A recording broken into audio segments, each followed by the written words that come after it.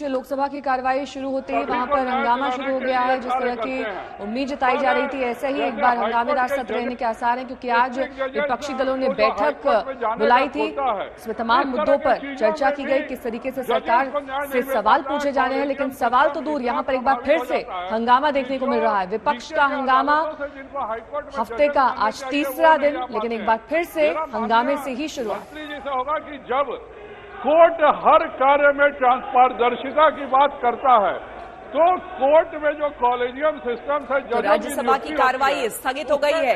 बड़ी खबर सामने आ रही है, लोकसभा में विपक्ष का हंगामा जारी है। राज्यसभा की कार्रवाई इस बीच शुरू होती है स्थगित करनी पड़ी, क्योंकि राज्यसभा में भी लगातार हंगामा हो रहा है। आपको बता दें कि लगातार 9 दिन हो चुके हैं और 9 दिन में लगातार रोज जैसे ही कार्रवाई लोकसभा और राज्यसभा की शुरू हो रही है, विपक्षी हंगामा शुरू कर देते हैं, जिसके बाद दोनों ही सदनों की कार्रवाई को स्थगित करना पड़ रहा है। लेकिन इस बीच सबसे बड़ा सवाल है कि क्या ऐसे आप किसी भी निष्कर्ष पर पहुंचेंगे जो जनता की बात कहने के लिए आप सांसदों को वहां पर भेजा जाता है, चाहे वो राज्यसभा हो या फिर लोकसभा हो। यही बात कल बार बार स्पीकर भी कह रहे थे, वहां पर ओम बिरला भी बार बार कह रहे थे कि आप सांसद जो है इस बात को, इस स्थिति की, इस बात की गंभीरता को आप समझिए कि जिस कार्य के लिए आपको इस सदन में भेजा गया है उसको शांतिपूर्वक आप करें। लेकिन विपक्ष बिल्कुल भी सुनने को तैयार नहीं है। आपको बता दें कि इस बीच ममता बनर्जी अपने 5 दिनों के दिल्ली दौरे पर भी हैं और इस बीच सियासत कई मोड़ लेती हुई आपको नजर आएगी। चाहे वो कॉलेजियम सिस्टम हो, चाहे वो वहां से रिकमेंडेशन करने का सिस्टम है, जो भी है एक सिस्टम बनाया हुआ है, उस सिस्टम के माध्यम से कंपोजिशन का कॉन्स्टिट्यूट किया जाता है। अपाल जी, देखिए, आप बोलो। माननीय मंत्री जी ने स्वीकार किया है कि हम अपने देश में न्याय दिलाने के लिए, सस्ता और त्वरित न्याय के लिए लोक अदालतें कदम उठा रही हैं और काफी न्यायिक प्रक्रिया में। मैं आपके माध्यम से जानना चाहता हूं कि जिस तरीके से लोक अदालत के बारे में उनकी एक सकारात्मक पहल है और काफी विस्तार से उत्तर दिया है, तो इसी तरह से जो पेंडेंसी है डिस्ट्रिक्ट कोर्ट में, हाई कोर्ट में, सुप्रीम कोर्ट में, उस पेंडेंसी को देखते हुए क्या फास्ट ट्रैक कोर्ट की और स्थापना जिले स्तर पे करेंगे और हाई कोर्ट पे, जिससे जस्टिस डिलेड, जस्टिस डिनाइड। तो जब जस्टिस डिले हो जाता है तो एक तरह से डिनाइल हो जाता है। तो फास्ट ट्रैक कोर्ट की स्थापना और अधिक से करेंगे। अगर करने का विचार है तो कितना कोर्ट उत्तर प्रदेश में करेंगे। धन्यवाद सर। जो पेंडेंसी ऑफ केसेस इस देश में है, लगभग 4 करोड़ से ऊपर टोटल केसेस पेंडिंग है और ज्यादातर केसेस जो पेंडिंग है वो लोअर कोर्ट में है। तो लोअर कोर्ट में जो केसेस पेंडिंग है वो बहुत बेसिक है।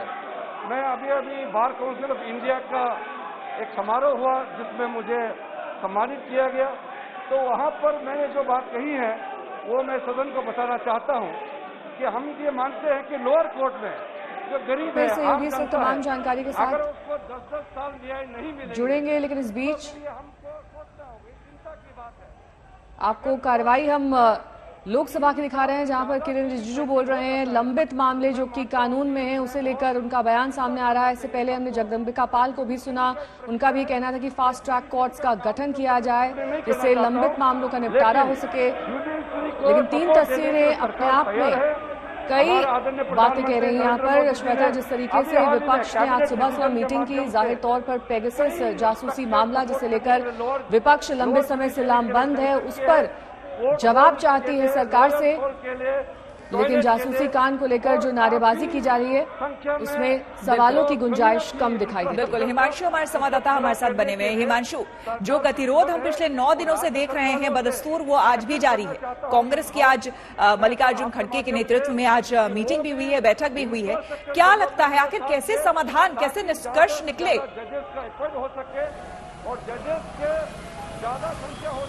देखिए, बिल्कुल आज जो अपोजिशन ने एक साथ मिलकर बैठक की है, ये बैठक बहुत महत्वपूर्ण तरीके से देखी जा सकती है। कहा जा रहा था सदन की कार्रवाई इसलिए नहीं चल रही है क्योंकि सदन के अंदर विपक्ष बटा हुआ है, अलग अलग मुद्दों को लेकर हंगामा कर रहा है। इसीलिए आज कांग्रेस की तरफ से पहल की गई कि जो है पेगासस के मामले को लेकर पूरा विपक्ष एकजुट हो और उसको लेकर जो है चर्चा की मांग करे और सदन के अंदर वो चाहते हैं कि इसको लेकर चर्चा की जाए। अब देखना यह है कि विपक्ष का आज भी बटा रहेगा अलग अलग मुद्दों को लेकर, क्योंकि सरकार ने ये कहा था कि हम हर विषय पर, हर मुद्दे पर चर्चा के लिए तैयार हैं। अब विपक्ष किस तरीके का रुख अख्तियार करता है, सरकार की तरफ से क्या पेगासस को लेकर पहल की जाएगी, क्योंकि दोनों सदनों के अंदर जो है अश्विनी वैष्णव जो आईटी मिनिस्टर है, उन्होंने अपनी इस बीच विपक्षी दलों की जो बैठक हुई थी उसके बाद राहुल गांधी का बयान सामने आया। इस वक्त की बड़ी खबर आपको बता दें कि राहुल गांधी ने कहा है कि जासूसी मामले को लेकर किसी तरह का समझौता नहीं होगा, उसको लेकर सवाल जरूर किए जाएंगे। विपक्षी दलों की मीटिंग के बाद राहुल गांधी का ये अहम बयान, कोई समझौते को तैयार नहीं यहां पर विपक्षी दल, और उसमें खास तौर पर राहुल गांधी मुखर तौर पर यह कहते हुए कि इसे लेकर कोई समझौता नहीं करेंगे। आनंद पटेल मेरे सहयोगी इस वक्त तमाम जानकारी के साथ जुड़ रहे हैं। आनंद, देखिए, समझौता और नहीं समझौता की बात तो तब होगी जब इस कांड को लेकर सवाल किए जाएंगे। सवाल की तो नौबत ही नहीं आ रही है, रोज हंगामे की भेंट दोनों सदन चढ़ जाते हैं। कि देखिए, पिछले हफ्ते भी ये कोशिश की गई थी विपक्षी दलों के जो फ्लोर लीडर्स हैं उनकी तरफ से कि ये संदेश दिया जाए सरकार को, जो पार्लियामेंट्री अफेयर्स मिनिस्टर हैं उनको और स्पीकर को भी, कि जब तक इस मामले पर बहस नहीं होगी और सरकार राजी नहीं होगी जुडिशियल जांच के लिए, न्यायिक जांच के लिए, तब तक संसद की कार्रवाई नहीं चलेगी। और ये संदेश बार बार जो है सत्ता पक्ष को दिया गया है विपक्षी दलों की तरफ से। लेकिन आज की जो मीटिंग है वो अहम इसलिए हो जाती है, 14 दल हैं जो कांग्रेस की सरपरस्ती में एकजुट हुए हैं, और अभी तक जो हम देख रहे थे कि अलग अलग पार्टियों के नेता अपने अपने तरीके से एडजर्नमेंट मोशन यानी स्थगन प्रस्ताव दे रहे थे। कोई कृषि मामलों पे दे रहा था, कोई दल पेगासस पे दे रहा था, कोई दल महंगाई पे दे रहा था। लेकिन अब इन 14 दलों में एका हुआ है, ये सहमति बनी है कि सारे दल एकजुट होकर के पेगासस मामले पर ही सरकार को घेरेंगे, और जो भी एडजर्नमेंट मोशन नोटिस होगा वो करीब 10 दल ऐसे हैं जो एक साझा नोटिस देंगे, राहुल गांधी भी उसमें हस्ताक्षर करेंगे। तो एक तरह से कह लिया जाए कि ये बड़ा डेवलपमेंट है, बड़ा कह लीजिए एक तरह से ऑपोजिशन पार्टी की तरफ से सरकार को घेरने का प्लॉय है इस मुद्दे पर। और ऐसा लग रहा है कि जिस तरह से यूपीए की सरकार के दौरान 2G पर पूरा एक शीतकालीन सत्र विरोध की भेंट चढ़ गया था, ये मॉनसून सत्र भी कुछ ऐसा ही होता दिख रहा है इस दौरान। बिल्कुल आनंद, आप बने रहे हमारे साथ। लोकसभा की कार्रवाई देखिए, आपको हम ले चलते हैं और आपको दिखाते हैं कि देखिए किस तरह से हंगामा हो रहा है वहां पर। 350 लोगों से ज्यादा सदस्य प्रश्नोत्तर चाहता है, फिर भी ये दादा हर रोज 6 दिन से 7 दिन से डाल रहे हैं। मैं ये खंडन करते हुए मैं ये कहना चाहता हूं, अभी जो इंपोर्ट होता था, इंपोर्ट में 2 तरह का इंपोर्ट का है।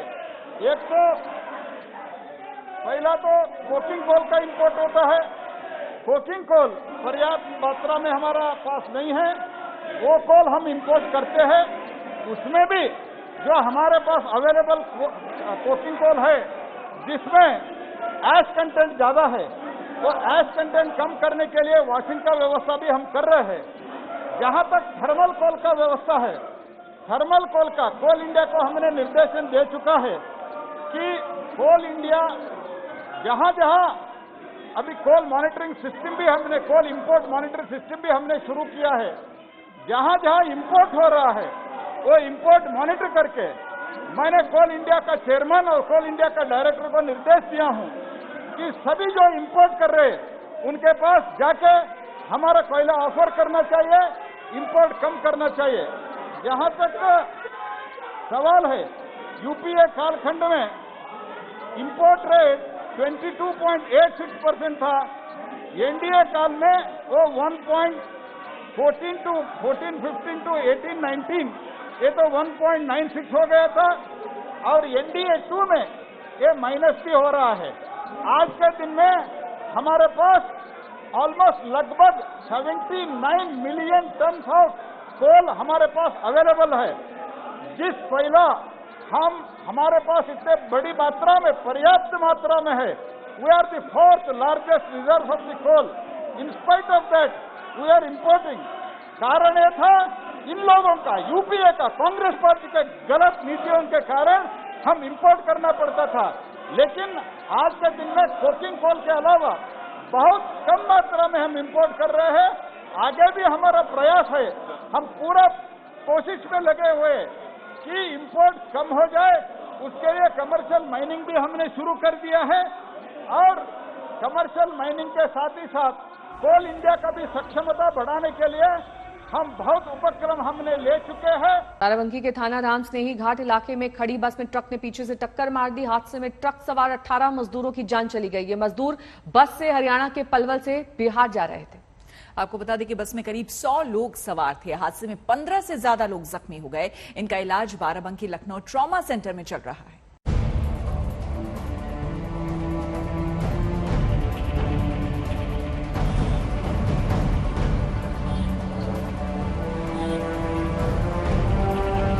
इन तस्वीरों को देखकर अंदाजा लगाया जा सकता है कि ये सड़क हादसा कितना खतरनाक होगा और भयानक भी। उस वक्त यहाँ कैसी अफरा तफरी मची होगी। उत्तर प्रदेश के बाराबंकी से आई इन तस्वीरों ने पूरे देश को हिलाकर रख दिया। बीती रात हुए सड़क हादसे ने 18 लोगों की जान ले ली है। बताया जा रहा है कि ये बस पंजाब के लुधियाना से बिहार जा रही थी। लखनऊ अयोध्या हाईवे पर बस का एक्सल टूट गया। हाईवे पर बस खराब हो गई तो कुछ यात्री बस से निकलकर बाहर टहलने लगे। इस दौरान पीछे से आए तेज रफ्तार ट्रक ने बस को टक्कर मार दी। इस हादसे में 18 लोगों की मौत हो गई और 25 से ज्यादा लोग घायल हो गए। कई लोग बस के साइड में, कई लोग बस के सामने लेटे हुए थे, क्योंकि उनको ड्राइवर ने ये बताया कि उसको जो है रिपेयर करने तक उनको समय लगेगा। तो रात्रि काल में वो विश्राम कर रहे थे। उसी समय पीछे से एक ट्रक आकर इस बस के साथ जब एक्सीडेंट कर लिया, जिसमें बस इनके ऊपर चढ़ गया और उसके लिए बहुत काफी संख्या में लोगों की कैजुअल्टी हुई, लोग इंजर्ड हुए। जिस वक्त ये हादसा हुआ उस समय भारी बारिश हो रही थी। तेज बारिश के कारण राहत और बचाव के काम में परेशानी आ रही थी। बस के अंदर फंसे लोगों को बाहर निकालने में पुलिस को काफी मशक्कत करनी पड़ी।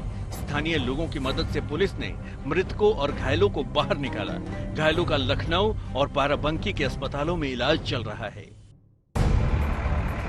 बताया जा रहा है कि हादसे का शिकार हुए सभी लोग बिहार के हैं। पुलिस उनकी पहचान करने में जुटी है।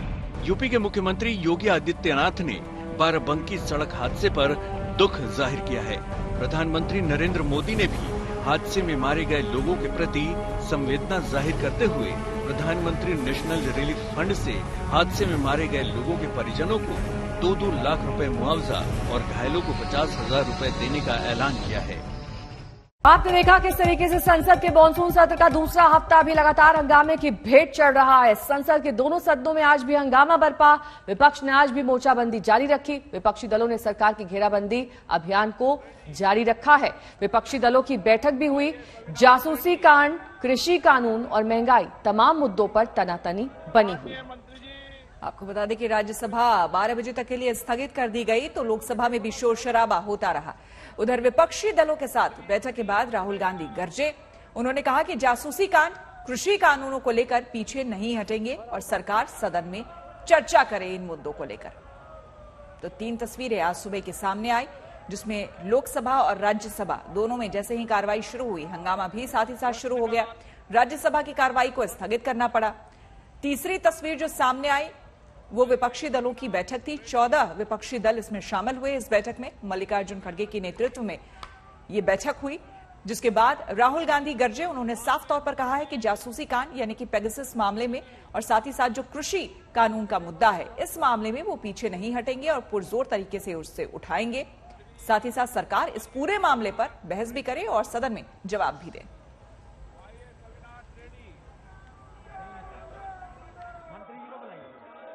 मंत्री जी, कोयला मंत्री जी, देखिए, पहले जो बीएससी हुई थी लोकसभा और राज्यसभा में, उस बीएससी में सभी दलों के लोग होते हैं, ये भी सब थे।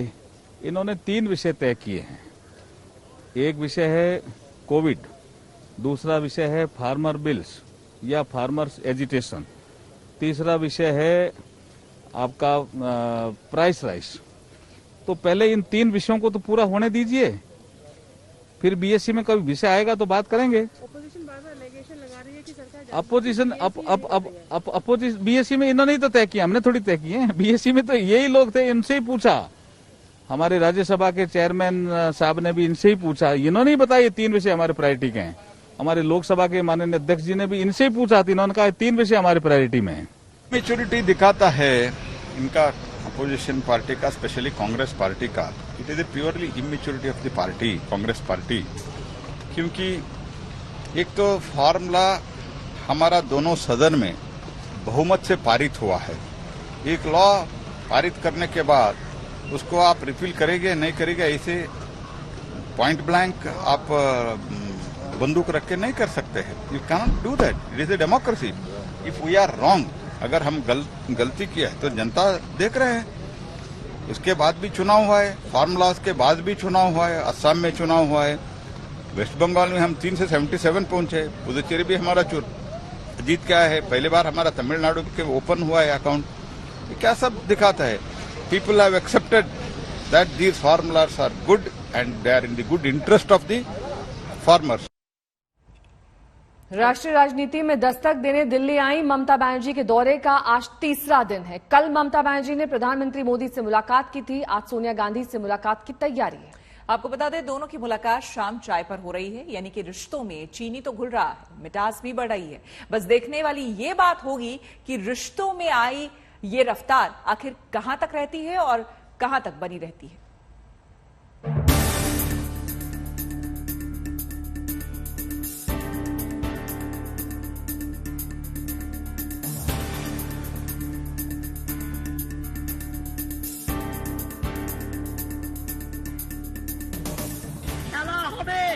খেলা একটা হয়েছে, 5ই মের রেজাল্ট আপনারা পেয়েছেন। খেলা আবার হবে। যতদিন বিজেপিকে ভারতবর্ষ থেকে বিতাড়িত আমরা না করতে পারি, ততদিন রাজ্যে রাজ্যে খেলা হবে, এভরি বুথে খেলা হবে, সমস্ত জায়গায় খেলা হবে। मंगलवार को जिस बैठक की बुनियाद रखी गई, आज उसके विस्तार का दिन है। ममता बनर्जी और सोनिया गांधी की मुलाकात हो रही है। देश की राजनीति की 2 सबसे मजबूत महिला चेहरे की चाय पर चर्चा होगी। बहुत सारे पार्टी है, जो पार्टी मेरा दोस्त भी है, पुराना दोस्त भी है, और जैसे कमलनाथ जी, आनंद शर्मा जी, ये लोग आए, और भी लोग आने वाला है, जर्नलिस्ट भी इसका अंदर में है। तो हम लोग पुराना दिन का बात, नया दिन का बात मिलजुल के ही करते हैं। कल मेरे को सोनिया जी का पास भी, सोनिया जी मेरे को चाय पे बोला, तो मैं कल चाय पे चर्चा करने के लिए जाएंगे। ममता बनर्जी के विपक्ष एकता अभियान का ये सबसे बड़ा पड़ाव है। कांग्रेस और ममता बनर्जी के रिश्तों की जानकारी रखने वाले जानते हैं कि दोनों का 36 का रिश्ता रहा है। ममता बनर्जी कांग्रेस के वोट बैंक पर ही काबिज होकर आगे बढ़ी। जिन हालात में वो कांग्रेस से निकली थीं, ये भी छिपा नहीं है। आज हालात ये हैं कि बंगाल से कांग्रेस का बोरिया बिस्तर बन चुका है। लेकिन ममता बनर्जी को बंगाल से बाहर कुछ करना है तो कांग्रेस की बैसाखी जरूरी है। 2009 में कांग्रेस टीएमसी के साथ चुनाव लड़ चुकी है, अब रिश्ता आगे बढ़ रहा है। इस प्रकार तैयारी पहले भी होती थी। सीपीएम पार्टी जब सत्ता में थी तो इसी प्रकार भूमिका निभाती थी, लेकिन आज सीपीएम कहाँ है, ढूंढ के नहीं मिल रहा है। तो ममता बनर्जी बंगाल में असफल हो रही है, वहाँ सरकार की प्रगति में कुछ नहीं है, कानून व्यवस्था नहीं है, लॉ एंड ऑर्डर गया है, लोकतंत्र नहीं है। तो उसको पहले संभाले। दिल्ली और देश को संभालने के लिए मोदी जी हैं, और जब तक मोदी जी हैं देश निश्चिंत है। समान विचार वाले, ये तो मेरा सदैव दृष्टिकोण रहा है कि जो समान सोच के, समान विचार के लोग हैं, जो भारत के संवैधानिक प्रजातंत्र में निष्ठा रखते हैं, उनको नजदीकी से एक साथ सहमति जरूर रहनी चाहिए। पर इस पे जो भी आगे बात बढ़ती है या जो भी कोई निर्णय होते हैं, वो श्रीमती सोनिया गांधी हमारी नेता है, कांग्रेस पार्टी की प्रेसिडेंट है, वही वो बातचीत करेंगी। ममता बनर्जी का आज व्यस्त कार्यक्रम है, ताबड़तोड़ बैठकें हैं, 3 मुलाकातें अहम हैं। सोनिया गांधी से, अरविंद केजरीवाल से, शरद पवार से। विपक्ष को एक धागे में पिरोने में ममता बनर्जी अहम रोल निभा सकती है। इसकी कई वजह हैं। वजह नंबर 1, ममता बनर्जी सेकुलर चेहरा है। वजह नंबर 2, मोदी शाह का रथ बंगाल में रोका। वजह नंबर 3, जुझारू और ईमानदार छवि। वजह नंबर 4, विपक्ष में सम्मानित चेहरा है। वजह नंबर 5, बंगाल की लोकप्रिय नेता। ममता बनर्जी के नाम पर विपक्षी दलों की मोर्चेबंदी पहले भी हो चुकी है। कोलकाता में विपक्षी दलों का जमावड़ा हो चुका है, लेकिन आगे 2024 की बड़ी लड़ाई है, जिसकी तैयारियों में ममता बनर्जी अभी से जुटी हैं, क्योंकि वो भी जानती हैं कि 2019 में बीजेपी ने बंगाल में किस कदर हल्ला बोला था। इसलिए पलटवार नहीं हुआ तो नुकसान का बड़ा खतरा है। दिल्ली में मौसमी सिंह के साथ कोलकाता से अनुपम मिश्रा, आज तक। ममता बनर्जी ने कल प्रधानमंत्री से मुलाकात की। ये मुलाकात करीबन 50 मिनट तक चली। ममता बनर्जी ने बंगाल के विकास का मुद्दा उठाया, वहीं बंगाल का नाम बदलने पर भी बातचीत हुई। आपको बता दें, लेकिन प्रधानमंत्री मोदी से मुलाकात का ये प्लान भी राष्ट्रीय राजनीति में ममता बनर्जी की एंट्री का एक हिस्सा है। ममता बनर्जी अब हर वो कदम बढ़ा रही हैं जो उन्हें राष्ट्रीय राजनीति में स्थापित कर सके।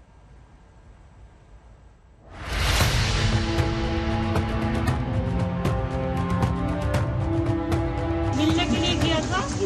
ये विजिट हमारा पूरा काटी से विजिट है।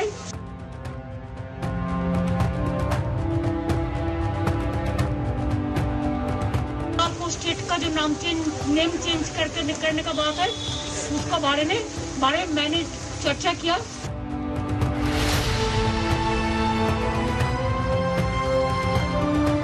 हम तो दिल्ली में आउटसाइडर्स है, लेकिन दिल्ली हमारा घर है।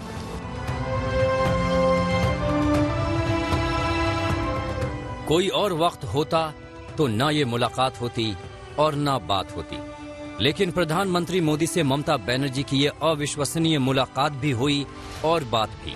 पीएम मोदी के कार्यक्रमों से किनारा करती रही ममता बनर्जी ने खुद पहल की और इस बैठक के लिए रास्ता बनाया। मुद्दे क्या उठाए, ये आप ममता बनर्जी से सुनिए। तो मैं प्राइम मिनिस्टर गया था तलाईगुंडा में, तब तो हम वो मीटिंग था, उसमें इंडिविजुअल मीटिंग करने का कोई ये नहीं था। तो इसी के लिए मैं आफ्टर 2 इयर्स दिल्ली में आया और हम प्राइम मिनिस्टर के पास मिलने के लिए गया था। ये विजिट हमारा पूरा काटी से विजिट है कि चुनाव के बाद एक दफे भेंट करने पड़ता ही है सब। ये हमारा कॉन्स्टिट्यूशन का मुताबिक एक प्रोटोकॉल होता है, तो इसी के लिए मैं कॉल ऑन किया है।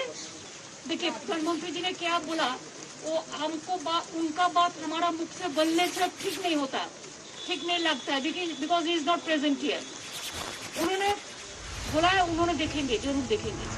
प्रधानमंत्री के साथ हुई मीटिंग में ममता ने 3 मुद्दों पर बात की। मुद्दा नंबर 1, राज्य का नाम बदलना। मुद्दा नंबर 2, वैक्सीन की सप्लाई बढ़ाना। मुद्दा नंबर 3, बंगाल के विकास का प्लान। मुद्दा नंबर 4, प्राकृतिक आपदा से राहत का फंड। मुद्दा नंबर 5, जासूसी कांड पर सर्वदलीय बैठक।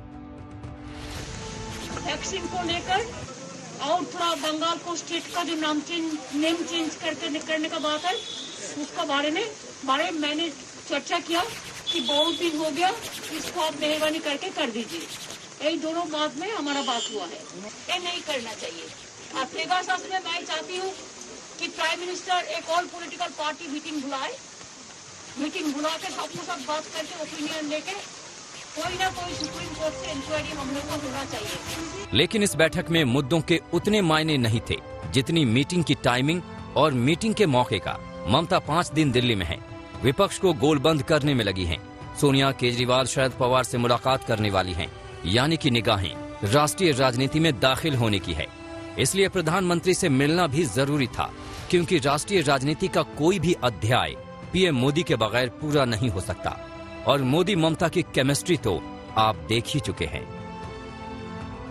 दीदी, ओ दीदी, दीदी आप हमको जानती नहीं हो। दीदी, तोलाबाजी खाली नहीं किया, कोटि कोटि रुपया खा लिया। Syndicate, what syndicate? India knows only one syndicate, that is Narendra Modi or Amit Shah. There is no other syndicate. ममता को शायद यही सलाह मिली है कि राष्ट्रीय राजनीति का मुकाबला शुरू करना है तो उन्हें खुद को मोदी के बराबर खड़ा दिखाना होगा। बंगाल का मुद्दा तो बस बहाना है। मोदी से मुलाकात का मकसद तो आगे की राह बनाना है। और फिर ममता बनर्जी यहीं कहां रुक रही हैं? दिल्ली में ही मुलाकात पे मुलाकात है। दिल्ली से मौसमी सिंह के साथ कोलकाता से अनुपम मिश्रा, आज तक।